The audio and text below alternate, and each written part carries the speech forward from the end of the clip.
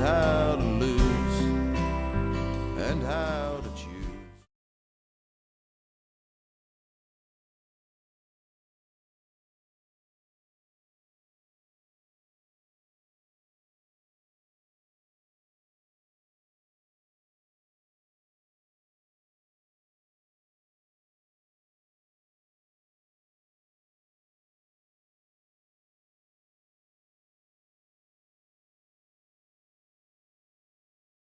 Well, hello, this is Linda Carbonell from Walk Into Life TV show. I finally got him out of the office, Chief Casting. So you're here at the studio, at the Tip Top studio. This is the first time you've been here, right? It is. So what do you think of the little setup here? This is very nice, Linda, and thank you so much for having me. Well, you know you're welcome anytime, and we'll come find you if you don't find us anyway. I know you will. So I wanted to talk a little bit about, Miran and I had come for a ride-along yesterday, and that was a lot of fun. And I don't remember the first officer's name. I'm terrible at names, but I do remember Tom, but I don't remember the first one. Sergeant Ebenhouse. Ebenhouse, okay. And he was so nice, and the first thing that we did was actually go down to the Hartford Middle School, I think it was, that they had a fox on the loose. So we went down there to see if, that Tom was down there, so we tried to see if he needed any help, and I said, I'm not getting out if there's a fox down there. But on the way to wherever we went, we had great conversations with him about community and about some of the services that you guys do that we may not see, as we're going through life. We don't see what you guys actually do, and it was quite educating for me, I think, to learn some of the things that are so important to the police department, such as one of the things is, homeless people, especially in the wintertime, in the summertime, and how much care each police officer takes to go out and find them to see if they can give them resources. That was just really, that hit my heart. And hearing the story about somebody that had actually passed away from the freezing cold made me aware of the need that as a community we need to step forward and really do something about this. And with you being the new police chief, I hope that's an area that you're really going to be looking at. I'm glad that you took the opportunity to come in the car, ride along with our staff. I couldn't be prouder of the personnel that we have that have taken up the challenge of being a police officer. Mm-hmm. And police everywhere, there's a large portion of their assignment that really goes unnoticed. And Hartford is in some ways no different than other communities in that a large part of what the police are responsible for is community caretaking. Yeah. Simply put, we could probably be in some ways the customer service arm of local government, if you will. We're there when no one else is there, evenings, weekends, holidays. When there isn't a specific department or a specific employee that's there to deal with a problem, or maybe there isn't a business or another service provider, the public is very comfortable picking up the phone and calling on their police to be a problem solver. Mm-hmm. And I think that in the time that I've been here in town and looking at our staff, I've seen that it is a responsibility that they take a tremendous amount of pride in. Yes. And whether it's the folks that have nothing and are without and in complete total crisis, or it's someone that has everything that they need, mm-hmm. but may not necessarily be able to find a solution to their problems. I have been impressed with the efforts that our staff have taken, their ability to understand, look into things, and engage our partners in the community to helping bring resources to bear and resolve those problems. Yeah, another thing too, we were talking a lot about this. There isn't a lot that that there's covered on, that people in the community really understand about the laws or not understand about the laws. But one of the things we were talking about yesterday is it's nice to have the police there to, even if there isn't a law to go into effect right then and there, they always seem to be able to give resources for people to be able to find the help that they truly need. And another thing we talked about too is just having a police presence when there's a dispute or whatever it is. You know, as soon as, when I've ever used the police department, as soon as I get on the phone and say I need a police officer, there's a comfort that comes over me as soon as I know that they're on their way. You know, just so they be there, and it's so much of they listen and they understand, you know, and they do whatever they can. And some of that sometimes is just calming a person down, you know. And I just think that that's a beautiful thing to be able to do, you know. And you guys obviously are passionate about that, passionate about caring about people, and that's why you do it, you know. It's just, for me, I think now that I've seen everything that you do, and you know, if I was much younger, I may go and decide that I'd want to be a police officer. I think that my husband actually said that. He told me yesterday, he said, I've always wanted to, well, he told me that before, but he's always wanted to be a police officer because in his eyes, that's where you get to show people you care. Well, the larger part of what we do is keeping the peace. Yeah, exactly. Yeah. And peacekeeping operations and community caretaking have take on a broad spectrum of issues. But the reality is if we don't engage in those and we don't work on those issues that create crime, they turn into crime problems. And that's when the very small percentage of what we do that the public sees often and oftentimes gets the attention of the public is our policing operations where we're making arrests, having to use force. But there's a tremendous amount of effort that's applied and work beforehand to keep from having to enforce the law. That's but only one tool that's in the big toolbox that the police have available to them. And it's nice to be able to educate people in the community that may be afraid of the police or maybe don't see what you guys actually do. So they're unaware and they're scared, you know. I know that was the case for several people that I had talked to during my beginning of my recovery process, was that we're scared. They're going to pull a gun or they're going to hurt us or whatever.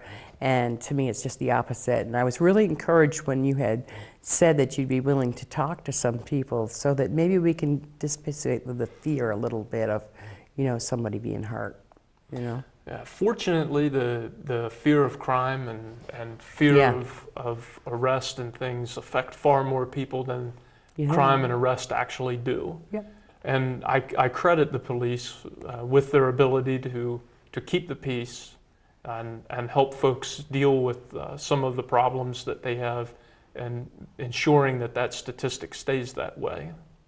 Yeah, because it is. I mean, every police officer that we saw yesterday was just so, and there were several, you know, and it was just so good to see them interact with the community, you know, from the people in the community and walk in the streets and you know, everybody knows everybody, and it's great, you know. It's, when I grew up, that's the way it was, and it seems that White River Junction has brought that value back for that.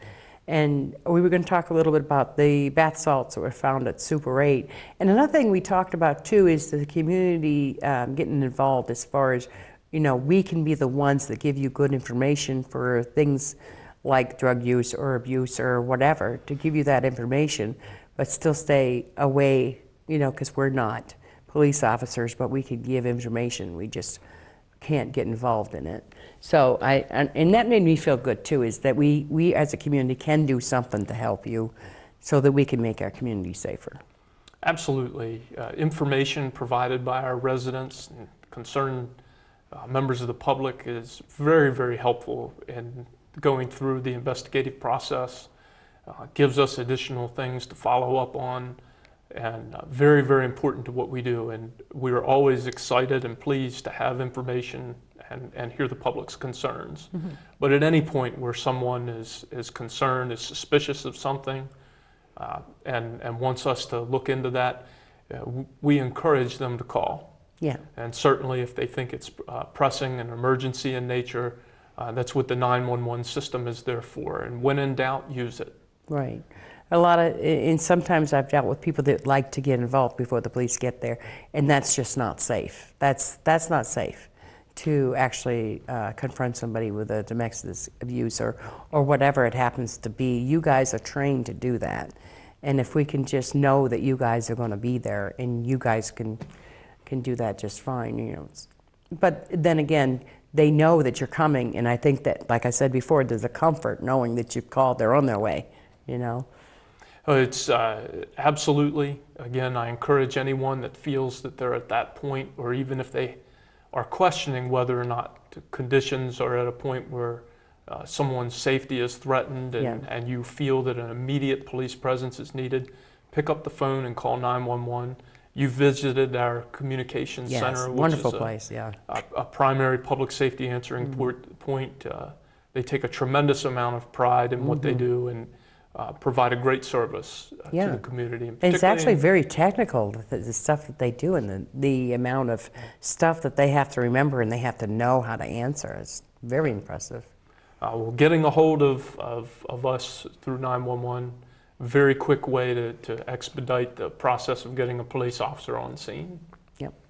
Well, it's like Brianna and I was saying, after the ride along, it was like, wow, this was great, because not only we get our ride along, we heard so much about, you know, we went to a park, and, you know, he said he cruises the park because there's drug paraphernalia was found there before, and then, you know, they just want to be concerned because there was somebody found in the park that was around small children that shouldn't be.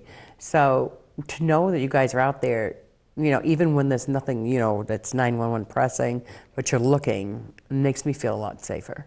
Yes. And the police are always working. Exactly. There is a tremendous amount of paperwork and documentation that goes along with the job and what they do with their investigations. And typically when they're not on patrol, that's what they're doing. Yeah. But we do try and maintain the continuous patrol at a minimum level here in the town. Certainly we're always looking to add more and keep that up. But our folks do a tremendous job, as I've seen in my first few weeks here, of getting out, being seen, being visible, and being in the places where residents are communicating concerns to us. It was nice to actually have somebody stop down to my driveway, and the police officer, and say, I'm just here to see if you need any assistance from the police officers. And it was just a great feeling. He introduced himself with Tommy, and it was just nice to be able to talk to somebody that I hadn't met before. It was really nice. So I feel like I know the police officers in and out now. I think I got educated quite a bit, but I really am impressed the amount of things I found out from the ride along that you actually do out there that maybe we don't see, but is so important. And you know, I mean, not only the homeless issues, but the issues with, you know, somebody that has a concern that's, you know, downtown, that's able to walk up to an officer and say, I'm concerned about this, and it's great. And I love the ride, and I love Tom too. He's great. Yeah, he knew me quite well, because, you know, he's been around for quite a while, and he knew Ted, my husband, and everything. So it was really good. And I guess he said he's getting ready to retire next year. Well, we'll just have to see if we can't talk him into staying around a little bit longer. Well, I know. He's a tremendous asset to the organization. He knows everybody too downtown. Yeah.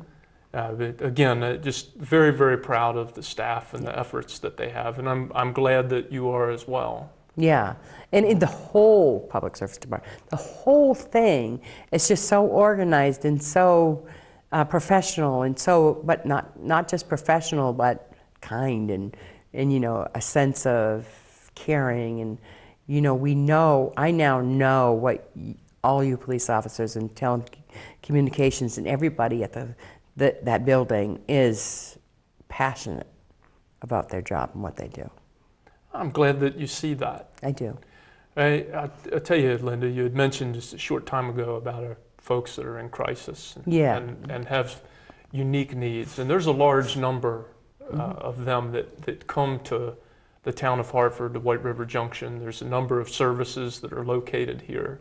Our residents are a very giving and concerned populace, and they're always willing to help people out. And it's not just our police that do that. But if we're not there to provide services to these folks, they're going to find a way to get their needs and meet their needs. And it's not always a legitimate way of doing it. Right. And it places the rest of the public at risk. Absolutely does, yeah. Being trained and equipped to go ahead and respond to that, staffed in a way that we're able to do that.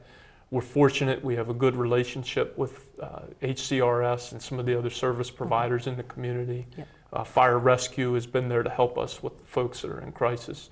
All very, very important, because that is unfortunately, I hate to say, with the difficulty of our times, it's a growing population. Yeah. And it includes folks that are not only suffering from an addiction, but some other type of mental illness or impairment. Right. Maybe they've not been able to obtain services from a physician, or they're not following the physician's orders. When they come into crisis, when they're at their worst, Yeah. and at their hour of greatest need, it is the police that are called to assist with that. Yeah. Because typically they've gone beyond a point where family is able to assist them, Right. Yeah. where the general public is able to step in, and we get a 911 call and it's an emergency. And we're there to step in, help keep the peace, and protect everyone, not only the individual that's in crisis, Right. but oftentimes loved ones and innocent folks that are around them. It's a challenge that law enforcement nationwide is facing, but it seems to me, and from my early observations and time here in the town, seems to be something that's impacting us at significantly greater than what I would have anticipated. Well, you know, for one thing, they don't have the state hospital like they had, and they don't have the community resources that they need through the mental health department to really care for these patients. So a lot of them are just out on the street because there's nowhere else to help them. Well, the Upper Valley is a hub for medical care anyway, with the different medical centers that we have that are close by, Dartmouth, and we also have the VA here, which does a tremendous job with our veterans. But it brings a number of folks to our community that are in crisis. Yep. And it does create a different demand on services. Yeah. And requires our police officers to be uniquely trained to deal with not just the everyday situations that police all over the country are dealing with, but what is an increasing need in our community here. Moving forward and addressing that, I think, is going to be a challenge for us. Yeah. Particularly in these times that we're facing in the country, as they discuss the right way to deal with substance issues, substance abuse, legalization of substances, how we address health care and people's access to that. Yeah. And then the overarching issue of the faltering economy, and as we continue to struggle coming out of that, there are things that are going to continue to impact how we deliver service to those populations. And it places our police officers at not only in greater demand, but at greater risk. Yeah. Which is, it's probably a good thing that we're talking about this during National Police Week. Yeah, for sure. Yeah, because you know, you know, it's like, I think you also need support from the community, the towns that absolutely should be seeing how valuable that the police force is here, and how in need that you are with additional officers or whatever, and how they can support you in knowing, you know, what the details are. And I think, unfortunately, during the town meeting vote, that the people that were there wasn't educated enough, I don't think, to know what the need actually was, and you know what. I just think it was a blown opportunity, you know, to be able to educate people. Well, I think it's very important for us moving forward, and I was grateful for the town manager and the select board Yes. giving me the opportunity to speak. Granted, I'd only been in town, I think, for a week or two at that point, but I was very quickly able to see that this was going to be a burgeoning issue is going forward for us. And I feel that way, I even feel that way more strongly now as I've spent a little bit more time here in town. It's an observation I've made not from behind my desk or the comfort of my office, but from the front seat of a patrol car. Yeah. I've spent time with my staff, and I'll continue to do that as we go forward. I've met with residents and intend to continue to do that as well. Addressing that is going to be a challenge for the town, for us. And I'm looking forward to partnering with our other providers in the community, mental health, the medical folks in the criminal justice system, and the faith community to help us provide a broad range of services to address those needs. Yeah, and I think that's important. We do have resources, and I don't think, and I think that the police absolutely, and I think the people that offer the services absolutely, as they've come on the show and shared some of the things that they could be helpful with, and knowing that the two of you, or the bunch of you, are going to get together and do this resource thing together, I think is important, and I would love to see that. And you know, I think there's hope for White River Junction, or Hartford, I should say. White River Junction is where I live. Hartford's the whole community, this community, yeah. But I think there's hope for us, and I think you're bringing that too. Well, I appreciate that, and I think it's important to point out, and I certainly wouldn't want to take credit for anything I hadn't done. The town of Hartford and its people have been pioneers in a number of ways. And the town has a proud history and tradition. It's one of the things that attracted me to coming here, of being an innovator. And I look forward to working with the police department and allowing us to do some of the very same things. And if we're able to rekindle some of that spirit along the way, just very glad to be able to do that. Yeah. But I've been very, very impressed with the residents here. Everyone that I've met has been very kind and welcoming. Yeah. Very, very proud of my staff. And, Yes. you know, it's an honor and a privilege to be here, and I'm looking forward to moving forward with everyone. Yeah, I think it's great. And I know that you had promised that you'd come back for some more walking through life and maybe going out and doing some more stuff so the community can actually see some of the other stuff too. I think that's great. And we did touch on the bath salt issue up there. And I don't know if that came from out of town or if somebody did that here, but it's scary. It's very scary. Very scary. You know, our location and some of the transportation systems, the crossroads of our interstates, the bus depot, the train station, they're great things for the town. But at the same time, they also bring to the town some things that we don't want here. Right. And moving forward, separating the issue of drugs in the town is going to be very important. As quickly as possible, we're working to shift our resources and the structure of our organization to focus our investigative and enforcement efforts on the drugs that are coming into the town. That's right. The distribution issue, that is paramount. We need to cut off the supply to the extent that we can, and we're not going to do it by ourselves. Right. You know, we need the information from folks on the streets that are seeing things come in, that know what's going on, parents that are hearing things. Yeah. We need that information. We need to know where it's coming from. We need to focus our resources on stopping it. Working with the other partners in the county, our state and federal law enforcement partners, the criminal justice system, going to be very, very important to locating those folks, holding them accountable. That's a priority. Separating out the folks that are addicted, it's going to give them an opportunity to work with some of the service providers in the community without the access to the supply. We need to be able to separate those two issues, and then helping them return to the community as a productive member. That re-entry process, very, very important in separating the two issues for us and giving my staff the resources that they need to focus on what's coming in and keep it from coming in. And you know, I'm super encouraged that we do have people that are able to see that their lives are at a point where they can't handle it anymore, and maybe realize that they need help and can get that help that they so badly need and change their lives. I'm living proof that I did it. But one of the messages that I want to give addicts and out there is that, you know, you're worth a much better life than this. I mean, you're just worth it, so worth it. I mean, God and everybody loves you so much that you don't need to live in that circumstances anymore. You can get help. That's one of the messages I've always wanted to get out there. And so grateful for you guys for working with that and working with keeping it away from Hartford. And I just think it's important. And I'm really encouraged that everything that you up there, and I'm looking forward to doing many more shows with you. Well, and that's where we're going to hopefully let our folks know what's going on. And I'm very grateful that you've taken the interest in telling the story of what's going on, not only in the police department, but in the community that we're interacting with. Yeah.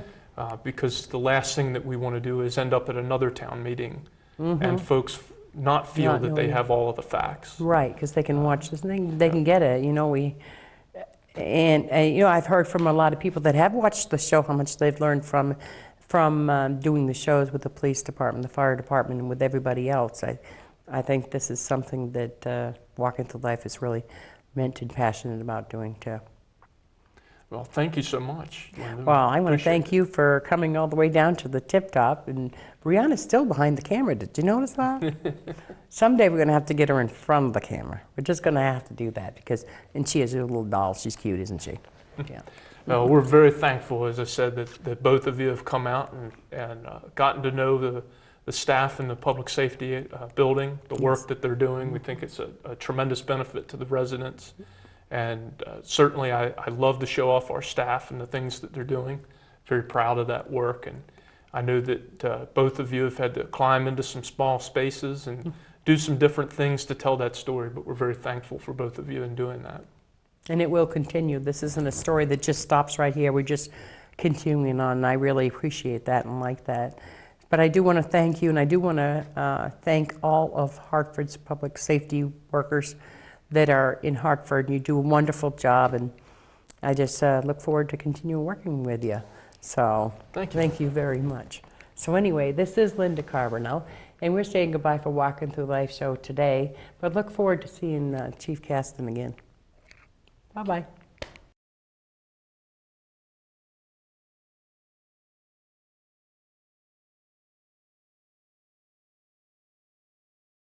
To work, and the people are great. We have a lot of diversity here, which I really like. You know, with the 5 different villages, and each village kind of brings its own thing to the town. Yep. What do you think the main problem is in Hartford? Without a question, narcotics. Yeah. That's our biggest problem, continues to be to this day. And we are doing everything that we possibly can, and it just doesn't seem to stem the tide, you know? We take down one dealer and another one pops up. Yep. And I'm sure you saw our most recent arrest of the bath salts over at the Super 8 Motel. Yes.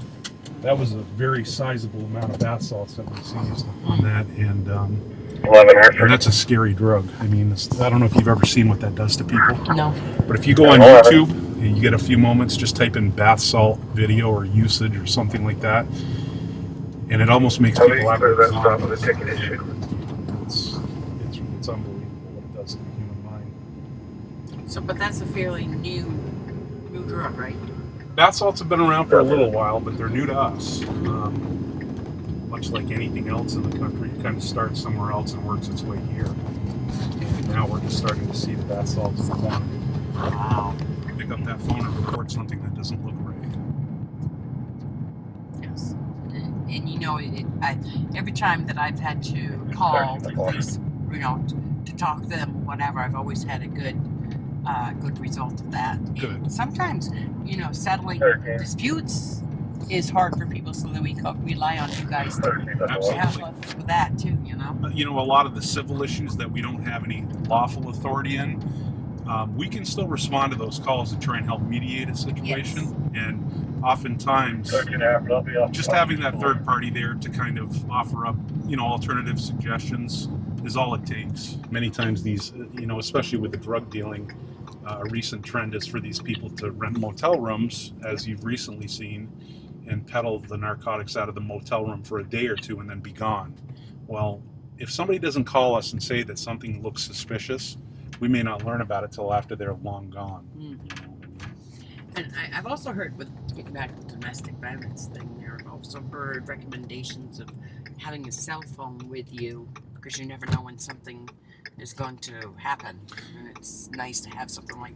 Are you talking about potential victims of domestic violence? Yes. Absolutely. Yeah. In fact, you don't even have to have a service provider on a cell phone. It doesn't have to be a subscriber phone. As long as it powers up, you can still dial 911 with a phone like that. So for like the last several years, many of the police officers here and in the other agencies nearby, when their contract expires on their own phone, they'll donate it to organizations like WISE or other organizations that handle domestic violence, and they will then in turn issue those to the ladies that come to them for help. And so, you know, you don't have to pay the $60 a month to keep the phone good. As long as it's powered up, it can dial 911. It's, you know, that's got to be some comfort to a domestic violence victim, somebody who lives with that every day of their life, and they finally have some sort of lifeline where they can reach out for help if they need it. Did you see the press release on the individual that was acting suspicious around children down here the other night? He did allow us to conduct a consent search of his vehicle and of his residence where he lives. And we found items during those consent searches that were very concerning and pretty much confirmed what we suspected.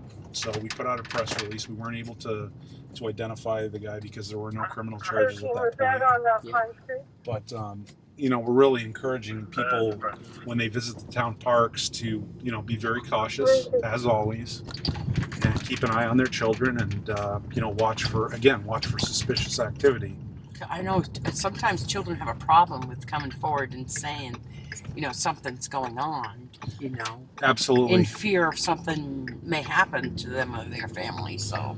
Well, the really sad thing about this particular incident was the 11-year-old girl, and I met her. I went and met her the next day. She's amazing.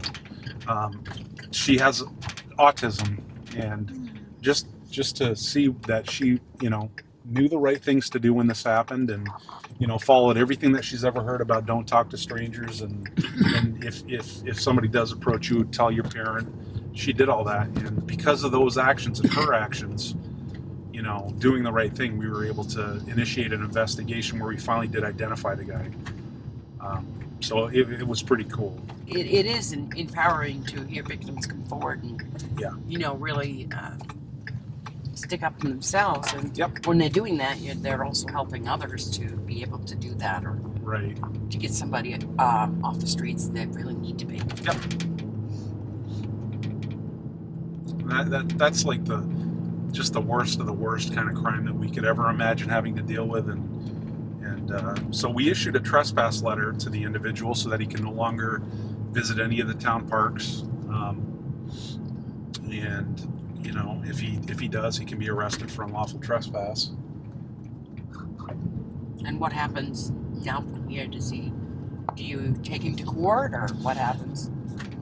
We weren't able to bring any sort of criminal charges against him because we didn't have enough to put it another way. His actions were sufficiently creepy enough and not able to be explained away that we know exactly what it was. We just couldn't prove it. The investigation does continue, and we're talking to other jurisdictions and other agencies, you know, enforcement agencies, so that maybe we can find some information and maybe bring some charges at some point. There's our fire department hard at work. The arrest that I told you about that we had this morning came from us walking around downtown and detecting a crime, and that was just from me and out walking around, you know, talking to people in the downtown area. Yeah, you're very well liked. I have to tell you, we're getting better at that. It wasn't always the case. When there's homeless people here, is there a way that you know that they're homeless, that they need help, or? So one of the things that we've added within the last few years is we've added foot patrols in the areas that are, you know, lesser known areas. Like, we'll walk underneath the bridges like this here. We'll walk down to where the old tent city was. We'll get out and walk down on the riverbank areas, anywhere where there might be homeless encampments, and we find them on a fairly regular basis. And so a lot of times we get to meet those people that way. Sometimes it's when they actually reach out for help, and sometimes it's when a crime has been committed. Because I imagine that can be pretty devastating, not knowing where you're going to go, what you're going to do. Absolutely. And you know, it's much worse during the winter months because of the weather conditions that we have to deal with here. During the summertime, quite honestly, a lot of them seem happy to be just living in the woods with you know, a lot of nature people and What do they do if you find a homeless person?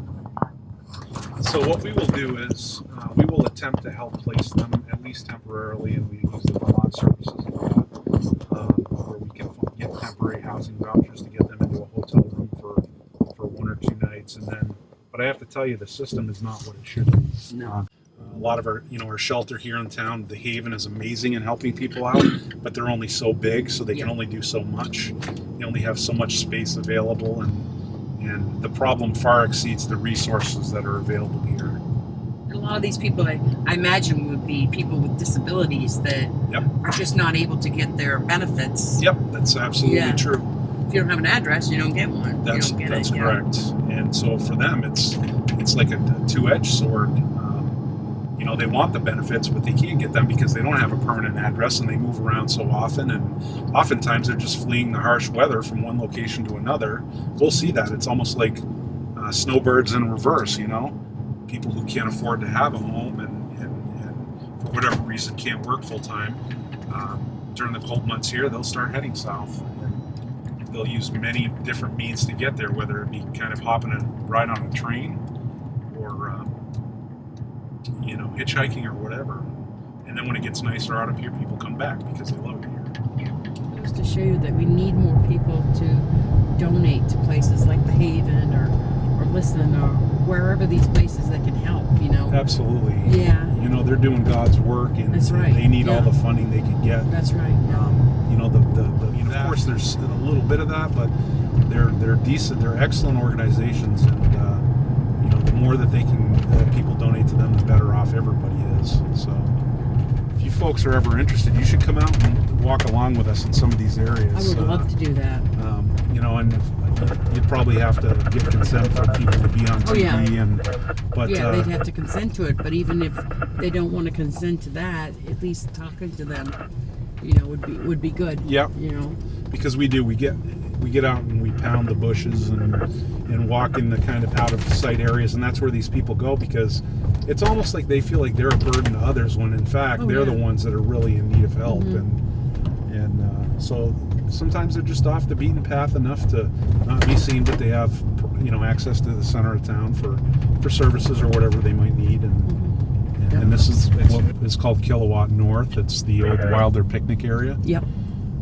And so we swing through here often because, again, it is a town park, and that's up on our radar right now with the individual and the small children, and but also on top of that, we pop through and just see how people are doing if they're nearby. And it's a great area down here. It's really underutilized. Yeah, and my husband likes to come up here and go fishing. Yeah, the river access is great. Yeah. And sometimes we get together and come up for a picnic, you know. He doesn't like to swim, but I do. Yeah. And you know, we enforce the town ordinances in the parks, so consuming liquor in the parks, things of that nature. So both local ordinance and state law. But honestly, we don't have a lot of problems. We do have some problems with drinking in the parks, and we deal with that because we want it to be a comfortable place for everybody to come to. And just the other night, we got called down here to this park because a visitor found a heroin needle on one of the picnic tables, and so we try and keep a presence up for that stuff too. Yeah, because that can be so dangerous. Can you imagine if a child got hold of that? Yeah, and it's just, it doesn't give that warm fuzzy feeling to people who want to come here and use the park for its intended purpose.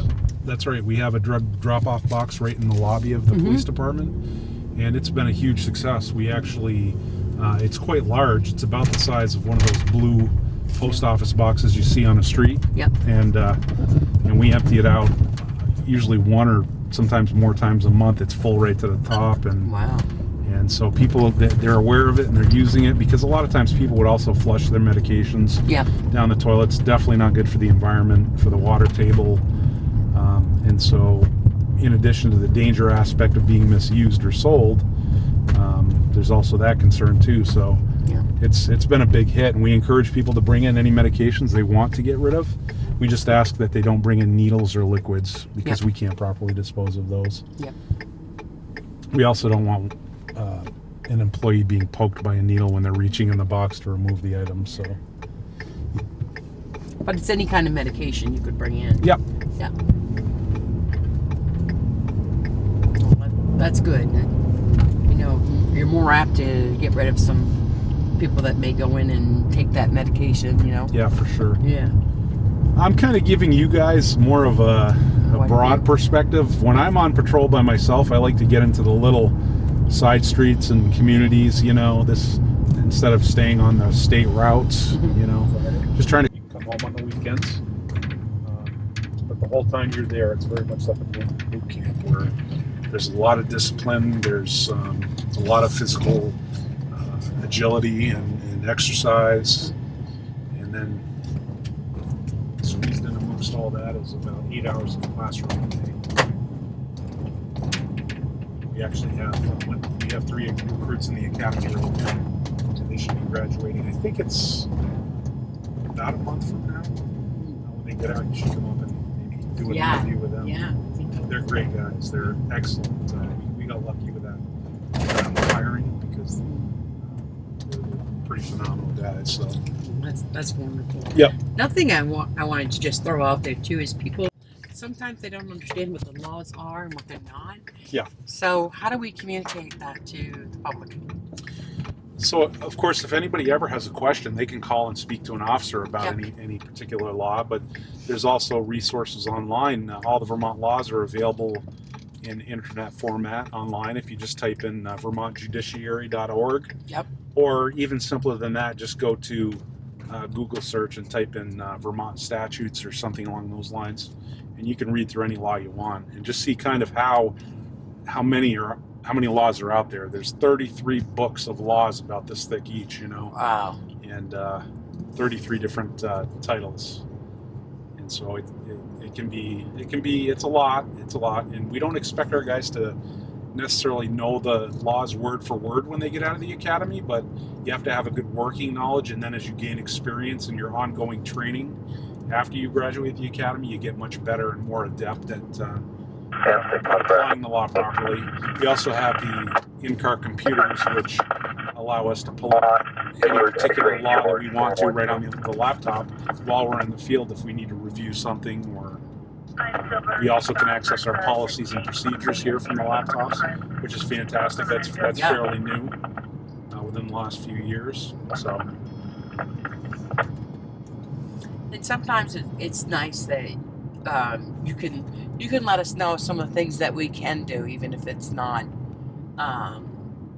legally or whatever. I mean, as far as like write a letter to the State Department or go to this resource to get more information. Yeah, that's a lot of what we do. We'll make referrals if it's something that we can't handle necessarily, or it's beyond our knowledge or ability. We'll make a referral for people, and because if you've been in that 911 center when some of those frantic 911 calls come in, I could not imagine being on the other side of a telephone and not being able to help with it in a hands-on manner.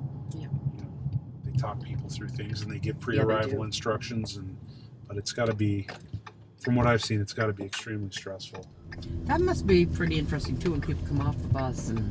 Yeah, we deal with all kinds coming off the buses and the interstates, and oftentimes we'll get called over here by the bus employees for somebody who's not acting right or somebody who's been a behavioral problem on the bus and they'll want us to remove them.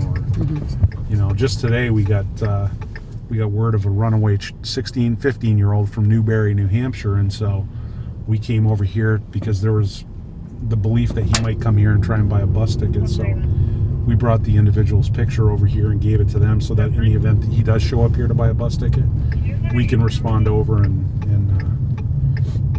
get him before he gets on the bus and get him back to his family there. Whatever. I'd like to give you an opportunity to ride with Tom and kind of probe his vast knowledge and his personality a little bit. Yeah, he's definitely a character. He like is. him. Tom's been there for a long time. I believe since 1975, I think is what his name tag says. So we should give him an award.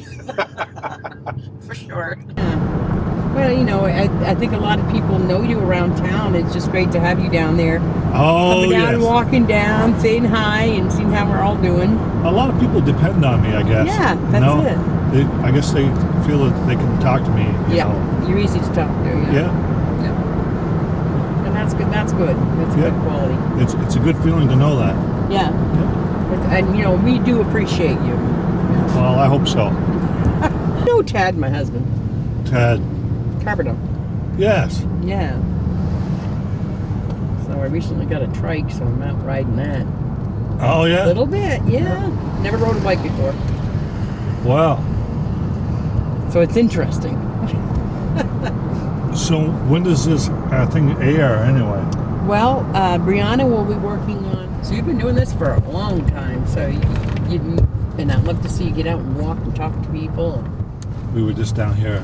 We arrested a guy here at the Department House for trespassing. He wasn't supposed to be there. Oh. And apparently he's gone back. So that's a continuation of a crime. So there's a possibility he might be seeing the judge this afternoon if they find him. Yep. Yeah. So you must have seen a lot in your years as being a police officer. I have seen plenty. Yeah. What's some of the most scariest stuff that you've seen around?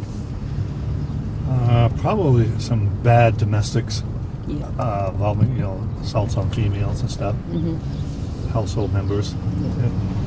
Some tragic fatalities, motor vehicle crashes. Those are never easy. Delivering a death message or a death notification. It's not a good thing. No. From time to time has come to attract some more of the disenfranchised youth population. So I always feel like, and for some reason, there is some kind of a rapport and there is some kind of a connection between the officers like yourself, the police force, and this population. So that's one, like any way that relationships can be made with this group and with adults that are positive, that are supportive, that are encouraging. Are they in one certain location? Are you talking about, or just overall general in the downtown area? It works both ways. Yeah. So anyway, that would be one thing. Don't want to hold you up. Okay, great. All right, Thanks for Simon. including me in the loop here, and appreciate what you guys are up to. Thank you very much. Thanks. Well, that's a good question. I don't foresee that ever opening up again.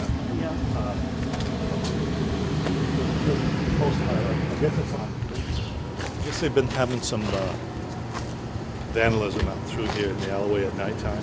It's not very well lit. Oh yeah, And it's no. not very well occupied either. So we've been doing some extra patrols here.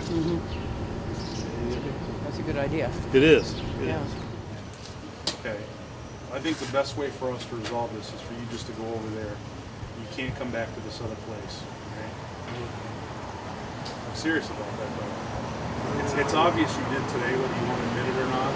It's pretty obvious. Do you still have that paperwork that I gave you today? Pull it out for me.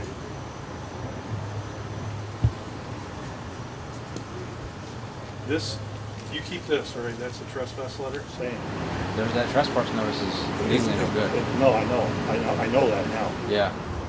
Remember what the old man told us today? He said he had evicted him in the apartment and he was already out. Yeah, but it wasn't. Well, so then we later found out that by evicting